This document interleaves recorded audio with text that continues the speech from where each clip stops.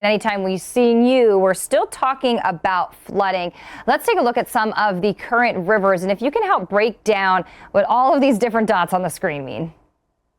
Yeah, basically, you might have to squint a little bit here. When you see red on there, that's moderate flooding. And when you see the purple dots, those are gauge sites there where there's major flooding going on, or there's going to be soon going to be major flooding.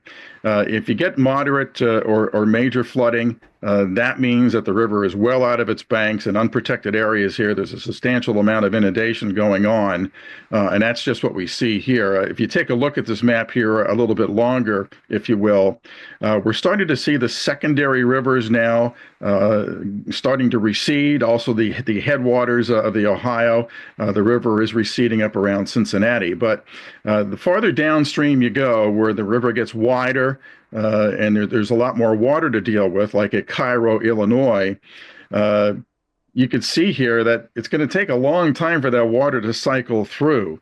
The Ohio River is the major contributory, the biggest contributory to the Mississippi. In a sense, you can almost call the lower portion of the Mississippi the Ohio, because most of the water that's in there is from the Ohio River, believe it or not. That's an interesting But you can see there yeah. that the levels stay up here at Cairo, Illinois for an extended period. It may not be until around the 20th or the 22nd of the month until it starts to go down there. You can see the extensive high water there at Paducah, Kentucky. Now, a lot of these communities here, these larger communities along the river, along the Ohio, they don't have much development here right along the river, but it's the secondary rivers that start to come into these where you have a lot of problems. And unprotected farmland, too, as you go downstream then to the Mississippi River. There you can see Osceola on the Mississippi here. The water is still coming up there, and it's a very gradual process. My slogan here is the Mississippi doesn't do anything fast. It takes a long time for that flood cycle to occur. It takes weeks, and we'll be talking about weeks of high water along unprotected areas of the Mississippi. And then finally, even down to Baton Rouge, we don't even see the crest here, which is going to be a major flood stage around the 20th to the 22nd of the month. It is forecast to reach major stage down that far along the Mississippi, which is down in the Delta region. That's huge. I just had to double check my watch. I was like, it's only the 8th and you're talking about till the 20th. So areas that didn't even get the heaviest rain are going to be seeing impacts from this in weeks to come. That is rather significant, Alex. Now, in the short term, there will be the return of some precipitation. Let's talk about if there will be any impacts from this.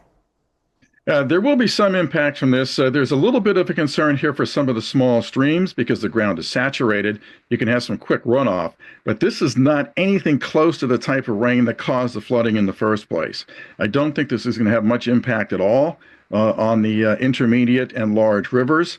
It may slow the rate of recession for a day or so along some of those secondary rivers, and probably very little to no impact on, say, the Ohio or the lower portion of the Mississippi in this case.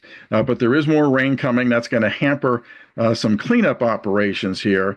But even though you may get some thunderstorms within, some of those might be a little on the gusty side. This is not going to be a prolonged event. Looks like it's a double batch. Looks like there's one coming Tuesday night to Wednesday, and then another one coming Wednesday night to Thursday across the region. But they're moving through.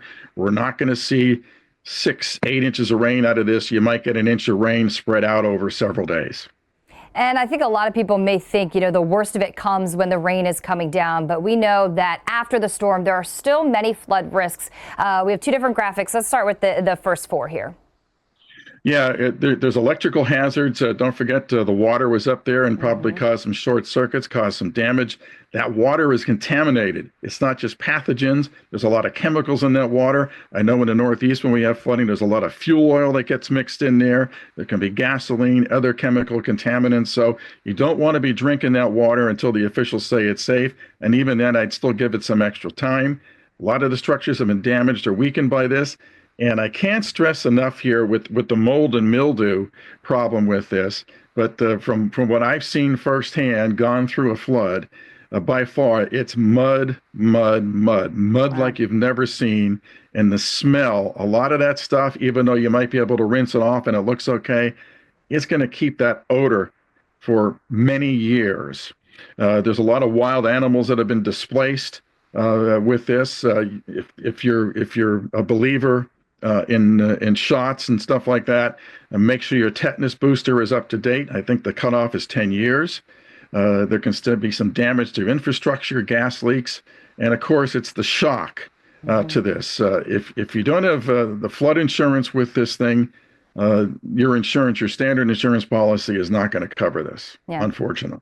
And the mental health impact on the bottom. I mean, you got into meteorology, right, because of flooding, and that obviously is still impacting you to this day.